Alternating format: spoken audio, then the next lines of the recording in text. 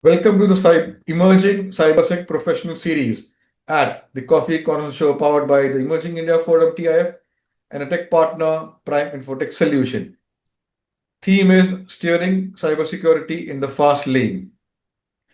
We have with us speaker Vyshak Suresh, Director, Cyber Defense, with certifications like ISO 21434 24089 under his belt and a deep understanding of IEC 62443 compliance. Vyashak is not just a technical expert, he is a strategic leader driving innovation and resilience in the cybersecurity space. From designing cyber-safe vehicle systems to mentoring cybersecurity teams and championing awareness across organizations, Vyashak's journey is both inspiring and deeply relevant in today's connected world. He spent over 8 years at the forefront of protecting IT, OT, IoT, and connected vehicles from evolving cyber threats. So, welcome and sorry. And there is another interesting is side to Vyashak. He's also an area director of Toastmaster Bengaluru chapter. Grab your coffee. This is a ride you don't want to miss. So, welcome Vyashak to today's coffee conversation. Thank you so much, Amir. It's a pleasure to be here. So let me explain you. There will be three rounds: professional, personal, and a surprise rapid fire where you will be in the hot seat and you have to be witty, fun, and quick. And here's your inspiring is your cyber healthy, which focuses on protecting MS Office and PDF documents from metadata. Nice. So, friends, I'm Lion Amir Virani, host at Coffee Conversation, legal tech evangelist at Prime Infotech Solution, author of 15 books. We help law firms, corporate legal, startup, SME, with world-class technology, software licensing, and tech training solutions. So, my first question, Vyashak, how was your journey shaped up, and what were the key defining moments? Amir, my journey has been a blend of intentional career pivots, continuous learning, and seizing opportunities that is aligned with my passion for cybersecurity. So I started as a developer in IBM. As a core developer, was developing applications for servers, and that was about 2.5 years of core development experience. And then I had this opportunity to work for a very short stint in a cybersecurity product that was being developed by IBM. It's called IBM QRadar, and that sort of spoke my interest in cybersecurity. And I received advice from a mentor that you're a developer and you want to do a career pivot. The best way to do it is to do a master's degree. So I did a master's in cybersecurity, which was the first pivot of my career itself. Post which I joined multiple organizations. I kept hopping, not because I was not satisfied with the organization as such, but I received opportunities to work in very nice projects. So I worked in network security, where I had to go to data centers, sit with the servers, try to hack them, see if there is some weakness that I find, and then patch them up. So this was one start. And after that, I started working for an organization which manufactures aeroplanes. And we used to do a cybersecurity assessment of their systems to see if some weakness is there. And then after that, from my childhood, I've been a big fan of cars. So it's like my mom literally says, you eat, drink, and sleep cars. So at every point, I tried to steer my career path somewhere into automotive. And finally, I got an opportunity and I just jumped into a project for automotive. And I've been staying there steady so far just because it's my love for cars. Uh, so the second pivot, which came up recently, was when a senior colleague approached me. He asked me, "Do you want to become a partner and start something with me as a leader, as a founder of a company?" And then I just jumped at that opportunity, and it's a good, steady, progress so far. We are working on something great, and so today, what I do is essentially part of the startup is to create some innovative solution in cybersecurity specific to the automotive domain, leveraging whatever I've done so far, my network security experience, my aerospace experience, and everything together to create something very unique in this space. Wow, beautiful. Okay.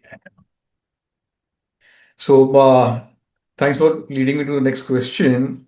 Uh, Vyashak, you have led cyber defense strategies for some of the most cutting-edge automotive systems. Which project has been the memorable and why? So, Amir, my so far in this career, there was one very important project that I've done, which was for an OEM. For there's a car manufacturer based out of South Asian market, right?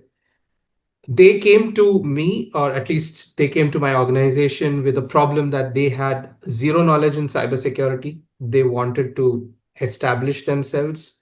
And right now, in Europe, if you want to release any product, I wouldn't specify to vehicle, I would say any product which has connectivity in its feature set, then you need to get it certified. You have to get it approved through a homologation process, and it has to have cybersecurity with it built in. So this project that came to us, the client wanted to build a product for Europe. So it was grounds up from scratch. We had to develop process, we had to develop the technical part, we had to get it tested. So that project was really career defining for me because the problems that we faced, the solutions that we developed are some of the things that is very difficult to come by when you work for any other established OEM, because an established OEM would have process done over the years. They would have very solid foundation. But when a company doesn't have it and you have to pour concrete literally yourself, then you'll really learn about the insides of how you do cybersecurity. Wow. So, Vyashak, you have worked on everything from Tara to homologation. Which phase Mhm. of the automotive security life cycle do you enjoy the most and why? I love homologation. It's like that defining moment in a project where whatever work you have done so far is presented to the auditor, and the auditor just says, "Okay, approved," and you get a certification saying that you're all green to go. And like Amir Khan says, like "thapa lagaya." So that's the most fun phase of any project for me. Wow. Uh, so, Vyashak, what's one cybersecurity threat in the automotive sector that you still think is underestimated? It's a very nice question, Amir. Uh, Let me put it in another way for you. So, even today in the industry, be it automotive or any other, an insider threat is the most credible threat that you could have in terms of cybersecurity.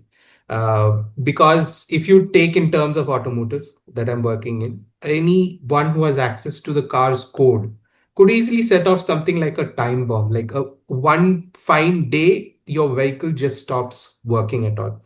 And if that happens to an entire range of vehicles, then that manufacturer is in for a fix. So this is what I see as a very important or very relevant threat. Wow. So, let's go into the future. Yeah. Looking at what are your what trends do you see in cybersecurity for the automotive world? Well, Amir, if I may ask a question back to you at this point, what car do you drive? I don't know. I travel by Ola or Uber. Okay, all right. But then you must have seen and experienced all Yeah, the I've been vehicles. driven by so many cars. Yes. Yeah. So, if you see, cars have become smarter over the days, right? Yes, yes, There's no interest in any attacker or anyone who wants to steal a car if the car doesn't have anything fancy. And seeing how the industry is moving, the demand for features are also going up. People want everything fancy in their vehicle. So more fancy means more cost and more valuable stuff to get. It's like how you say, no, if there's a house with no valuables, the thief is never interested. So yes. similarly, When the vehicle gets more attractive with newer features, we have a concept in automotive called SDV, which is called as a software defined vehicle, where it's more of 80% software and 20% hardware. So it's basically reusing hardware, but you're going to segregate your vehicle functions with just a software working in it. You must have heard of virtual machines, right? Which people use in computers to have multiple systems running. Similar to that is this entire Mhm. SDV concept. So when that comes, software is going to be very crucial. Development of software is going to be very crucial in the sense that your development cycle itself needs to have some sort of cybersecurity. The features that you have, your ADAS, which is your automotive driving features, and your vehicle aids, all functions and features that a new vehicle is going to have can easily be disrupted by an attack on it. And I wouldn't say that it's easy. It's definitely getting tougher and tougher, especially with guys like me who's bringing up innovative solutions. But then at the end of the day, you can never say it's impossible. It's just that it's just going to increase in difficulty. So I would say the future of cybersecurity is there because especially we are moving to a more software reliable development. So, yep, it's very important. Wow. So, Vyashak, how important is cross-functional collaboration between cybersecurity and product development teams? The same way as I was mentioning in the previous question, that a development team that is there, uh, they are the ones who will, at the end of the day, implement or at least realize whatever security controls or concept that you develop. So if you can have the costliest smart lock in the world, it doesn't matter. But if it is easily hackable through Bluetooth, just because they did not implement it well in the software base of that device, then it's a lost cause, right? It's something that can be easily opened. Similarly, I have seen that a very close collaboration between the cybersecurity team and the development team in fact leads to one weaknesses that are found during the product life cycle. So if there is some library or something that they're using, a dependency that they're using that is vulnerable, you can immediately catch that. Two, if anything that is happening during the process that is caught during the testing phase or something, and it requires maybe even a new cybersecurity concept that needs to be developed at that point of time, something you need to take care of, right? So that also comes into picture. And finally, any development solution is only strong as the way it is designed. So when you take cybersecurity people into picture, let's say they're going with some sort of a algorithm for cybersecurity, right? And you say, don't use this algorithm, guys. There is quantum computing coming into picture. You need to use this algorithm. So that feedback helps the development team make the product stronger. Wow. So, Vyashak, how do you balance compliance with creativity, especially when working with global standards like ISO 21434, IEC 62443? Uh, it's very difficult being creative in this space. However, uh, I feel having a solid understanding of these regulations and standards is very crucial to be a little creative. Now, I would say creative in terms of, finding out where you can, invent something new, or in terms of how you can redefine the process. So, what I do is I treat every standard as a framework, right? So once you do that, you have a common set of you understand from every standard that you go through, there is a common set of principles that are to be followed. And when you start to work on these principles that are sort of a best fit in every industry, it helps you a lot in order to bring in that creativity there. And especially right now, since we are also working with AI agents, we're trying to incorporate the AI agents as well in order to make this a little better. Can you share some examples? Because now you're talking about AI agents. And so, how is AI impacting cybersecurity in the automotive domain? So now, when you talk about any sort of, be it any domain, right? When you talk about cybersecurity, the most important thing are the threats. Now, the threats that are coming in, it's subjective. So it depends on the knowledge of the person doing the activity or the analysis. If he doesn't know about certain threats that exist in the world, then he will never factor that in his analysis.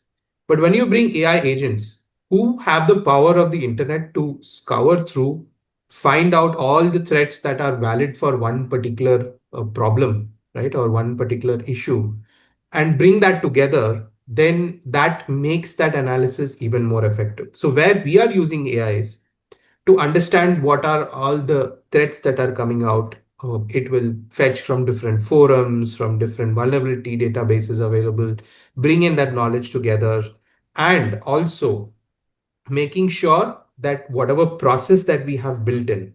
So let's say there's a standard, there's a regulation. We have AI bots who would actually collate all this together and create something, unified. Like I mentioned, the unified framework as such. So AI is like an additional brain for us to help us working. So that's where the usefulness comes. Wow. So, Vyashak, how do you approach building and mentoring a high-performing cybersecurity team for the automotive domain? Now, I've been establishing, I mean, for me, my experience of establishing a team has been very recent with the startup coming in. And I would say it's very, very challenging to build a team that's high performing, right? But what I have learned so far is that if you have a clear vision, you have an environment for growth, a reason for them to stay, and an adaptive process, then any team, not just cybersecurity, any team can actually flourish. Now, for security, there is an added additional step of keeping them, motivated, because cybersecurity is an ever-growing system as such. Every day there are some new threats that are coming out. Every day there is something to do more. So making them learn something new, making them up to date with all the certifications, and then giving them some fun exercises to mitigate. And there is something that is non cybersecurity that is done, which is every week we have a fun session for an hour. Just like I'm having coffee with you, I have coffee with the team, and we do something fun every week, which just keeps that camaraderie between each of us. And so at the end of this entire question, I would just simply say that people stay with people, not with corporations. Yes, beautiful. Yes. Okay. So, Vyashak, who has influenced you or has been a mentor from the world of cybersecurity, especially in the automotive sector? So my mentor is also one of my current partners. Who his name is Vijay Sharma, and he's been an automotive mogul in the industry, and he has led a lot of corporations and a lot of teams. The way in which he actually speaks to people, the way he establishes connections, the way he keeps his team together is something that is really commendable, and he has taught me a lot about establishing a business and how to speak to clients, which is essentially a part of what a leader needs to be. On one side, you need to take care of your business, you need to take care of your goals, vision, your growth of the company, and on the other side, you need to manage your team and all that, and then your personal life, because this all needs to balance somewhere or the other. So his guidance has always helped me from that point of view. Wow. So, from IBM to Bosch to now being a director, how has the leadership style evolved over the years? I initially thought leadership to be an authoritative structure, which is more like there is a leader and then he tells you some things to do and then you need to do that. And that was initially how I even thought leadership was. Over the years, it sort of evolved into a collaborative model of leadership where it's not just about you putting yourself in front, but it's about you putting your team in front. And their success is your success, but their failure is solely yours and it's not on the team. So, this leadership, again, I have also learned this from my mentor and also from other leaders that I have seen. And it's something that I follow. Wow. So let's come to your passion, Yeah. being a Toastmaster. Yes. What got you interested in being a Toastmaster? Then my second question will be, how does public speaking complement your professional role in cybersecurity? So I was exposed to Toastmasters from a very young age. There was a sort of a club that started in my alma mater, and I was not part of the club, but I got exposed to the environment of Toastmasters. Then a couple of years later, I met this very interesting gentleman, Mazahir Hussain, who is a part of the Toastmasters fraternity in Bangalore. He's the one who actually saw that I am a person who could benefit from being in Toastmasters. So he's the one who sort of brought me into the whole Toastmasters fraternity, and I've been a part of that for about 3 years now.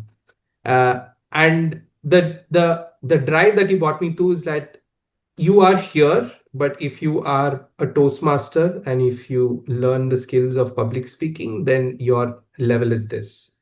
And so far, I would say my leadership growth has been primarily due to my involvement in Toastmasters. And second part of your question is how has the public speaking helped me in my journey? I've felt that speaking with clients, having business discussions, and at some point of time, there is a way of how you speak that makes the person on the other side of the table interested. They want to listen to you, they don't get bored as such. So the way of talking, the way of putting things, putting your ideas together comes when you learn public speaking. It's not necessarily a sort of, I feel that there was a misunderstanding where people think that, oh, you learn public speaking, you become a politician. So you can just speak to thousands and thousands of people. That's not the case. You sort of become confident, comfortable, and you are able to have conversations with people that you never knew you could do. Wow.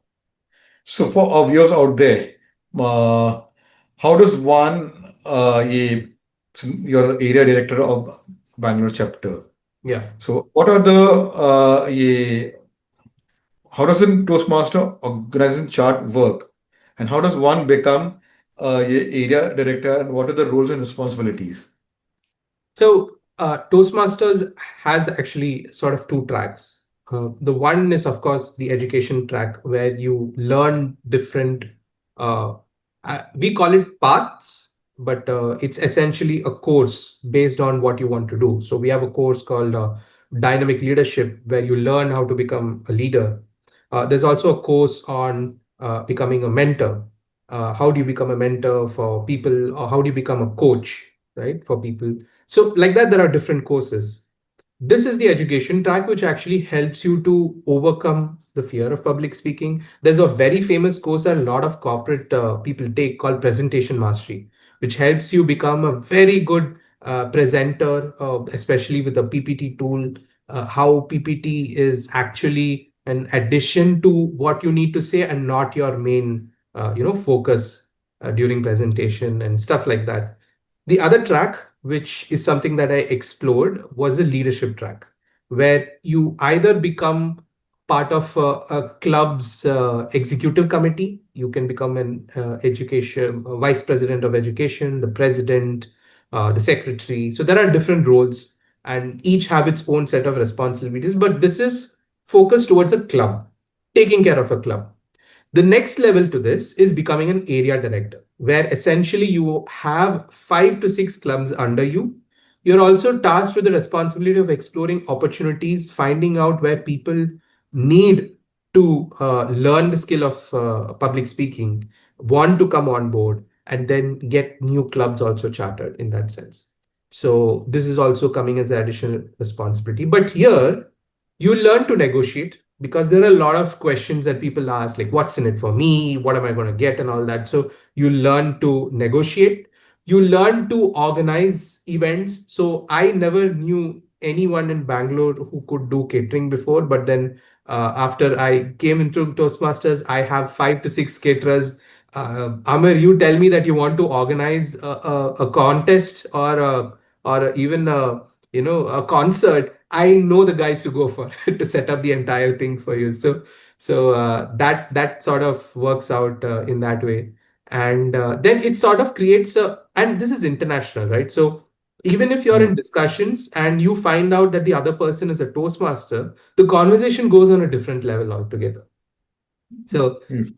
yeah, that way it's how it is. So after an area director, you become a division director who handle a couple of area directors, and then you become a district director who is Mm. then taking care of. So I was part of. I'm part of District 92, which is taking care of the north part of Bangalore.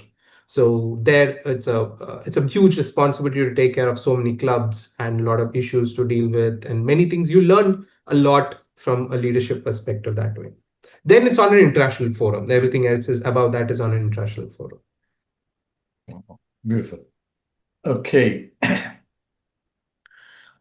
So my last question for your profile journey round, what advice will you give to young professionals entering the field of cybersecurity in the automotive sector? All right. Get your hands dirty. It's a very simple statement because I see a lot of people who want to get into cybersecurity. They do a lot of certifications, they learn a lot of concepts. However, the essence of cybersecurity is not learned until you are practically good at hacking a system. So my advice is get your hands dirty. Go on websites like Hack the Box and other websites which actually give you a forum and a place for you to safely hack and learn about the art of hacking. But please do not go into the bad side of things. Stay into the good side of things. So yeah, this is my advice. Ah, beautiful. So let's go to the next round and understand Vyashak as a person. Tell us about your family and your formative years.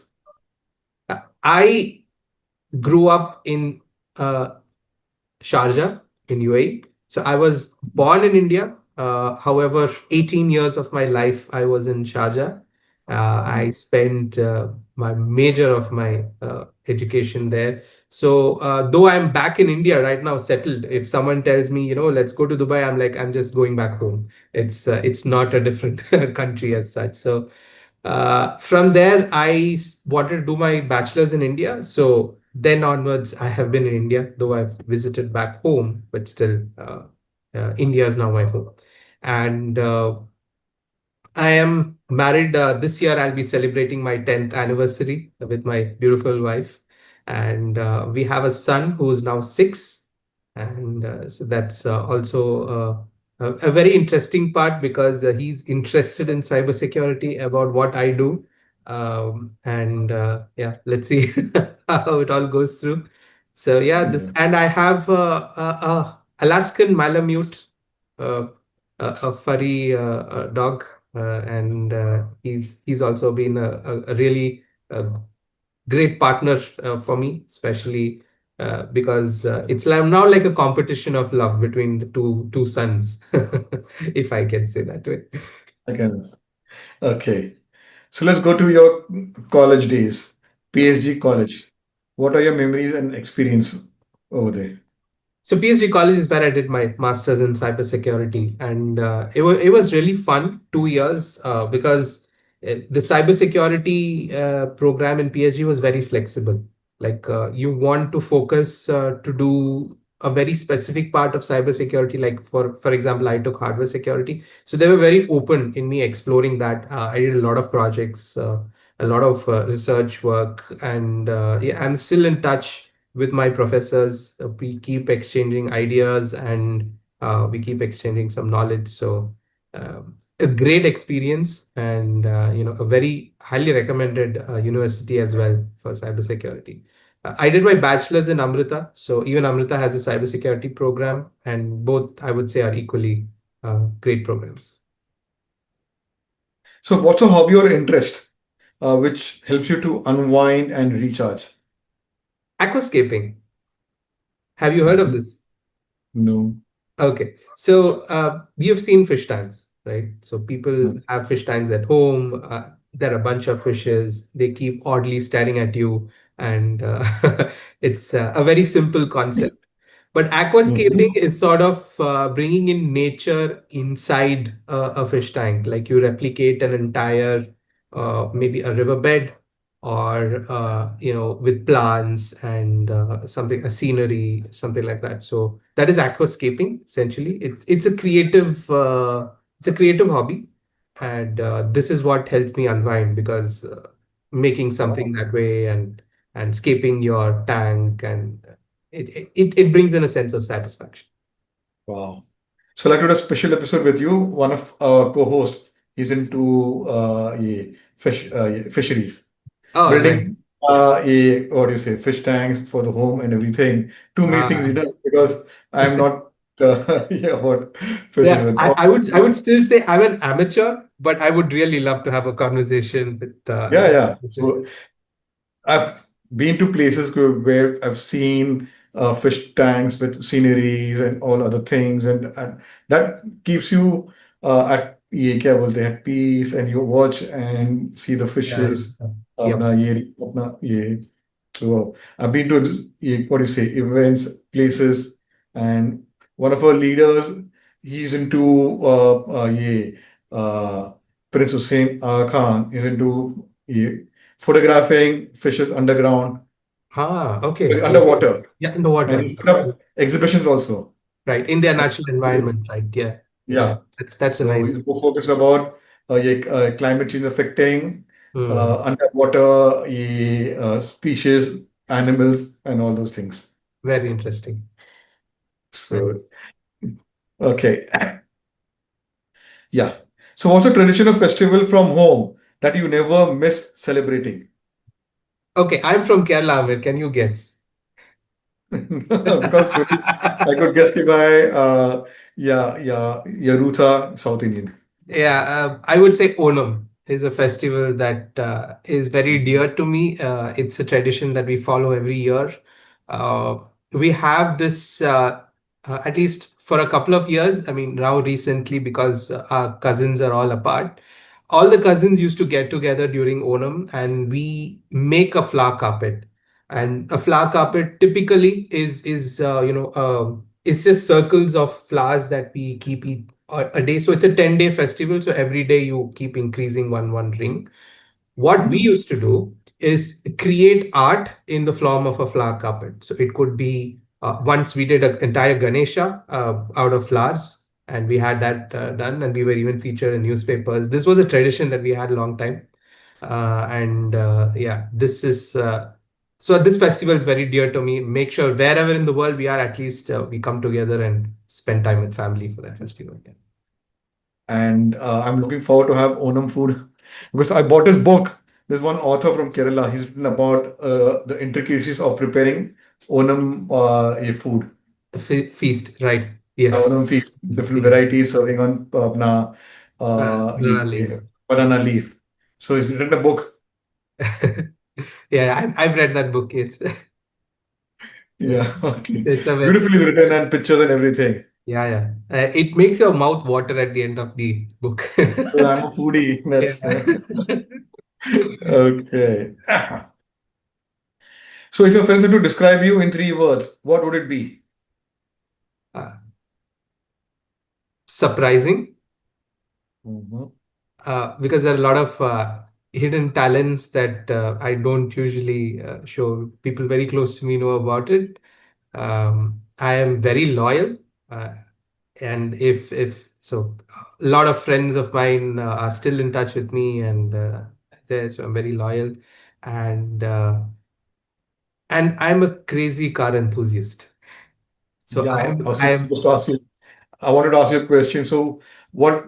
when you say you're a car enthusiast, so can you just share कि you collect cars or what it is? Yes, so I'm in a hobby of collecting a lot of Hot Wheels, a lot of models of cars, especially the ones which are one of the best manufactured vehicles in terms of design or in terms of pure pleasure as a collection. I love to take test drive of cars whenever they come through. So I Hmm. just pop into showrooms. I'm like, hey, I like this car, so I just want to test drive and there. And everyone who knows me gets in touch with me to understand, okay, hey, I'm getting this car. What do you think about it? So I'm like the go-to person for opinions, and they're in my family. So uh, and I would say partly this is because I was there in Dubai. We had a lot of cars, luxury vehicles, sports cars, and all, and so I had a fun experience being there. A lot of my friends here right now who studied with me, who are my school friends, they've started garages and they do a lot of car modifications here. So yeah. Wow, that's interesting. Okay. So what's a book or movie which has influenced you? Uh, there is this movie based on Ayrton Senna. It's He's one of the most prestigious F1 racers of Formula One racers of all time, and there's a movie and a book as well on his life story. So that's something that's always related to me because he talks about how you should face challenges head on, and how and the thought process that you need to be that we always have a standard mindset that we need to follow the person in front or the follow a person who is a senior, but rather it should be like you need to always find a different way, a path for yourself, if you want to come forward as such. So yeah. Have you seen the movie or have you read the book One? for Senna? No. Senna, okay, I've yeah, you should at least watch the movie. It's there on Netflix, so okay. it's a nice movie to watch. Sure. Okay, I'll do that. Yeah. Nah. Because I've watched Netflix and the many movie series. I've explored different cultures. I've watched Filipino, then Arabic also series. Right. Then ये It Korean actually, ज़्यादा है. if you look from one perspective, right, globalization has really peaked with Netflix, where you've started Yes. seeing series and everything of other countries. I'm not sure about how you watch, but for me, at least, I just turn on the subtitles. I would still like to keep the audio Yeah, regional. So, yeah. very Same simple. because some series or movies there is no English Yeah, that's true. Yep. followed by the subtitles, and I've enjoyed. Yeah. Just Yes. watch by there are two three things you have to follow. Okay, by you look at their actions, emotions, and you come to know okay what's happening and follow subtitles. Yes. ये रहता है. So I've done a lot of my binge watching. Watching that. Nice. Yeah. Yeah. Okay. So suppose you're 1 week away from ये work, no coding, uh, so what would you do and why? 1 week away from work, right? Yes. The question. If I'm 1 week away from work, then I would at least identify some project for me to work on. If it's not vacation, I mean, sometimes with family, they're like, we want to go here and there. So if it's vacation, then it's vacation. But if not, I love to take up these DIY projects at home. I'm working on currently uh, I've identified a problem that whenever we go for vacation or we go for any travel, our plants are left to die essentially. So I started working on a project where I can design an automatic watering system, changing watering patterns based on humidity, temperature, etc. So I like to take up such projects and then see it through and establish that. So yeah, Wow. I always like to do something like that whenever I have some free time. Wow. So what are your plans for 2025 personally and professionally? So professionally, the startup that I am a part of will be soon bringing it out into the public. So working on the back end of it, that's my entire thing planned out professionally for 2025. Personally, I am looking forward to getting a project vehicle, probably a car that I want to, modify and build something very unique in the vehicle. Not an illegal modification as such, but something, an interesting system in a vehicle, which could later maybe be a project. So I'm just looking forward to do that personally. Wow, beautiful. So my last one is a googly one. Describe Vyashak in one line. uh, a really friendly person who loves tech, who's crazy about cars, and who will not uh, discourage you in case our opinions conflict. Wow. Okay, so let's go to the next round, the rapid fire round. We put you in the hot seat. All right. Your favorite color? Green. Wow.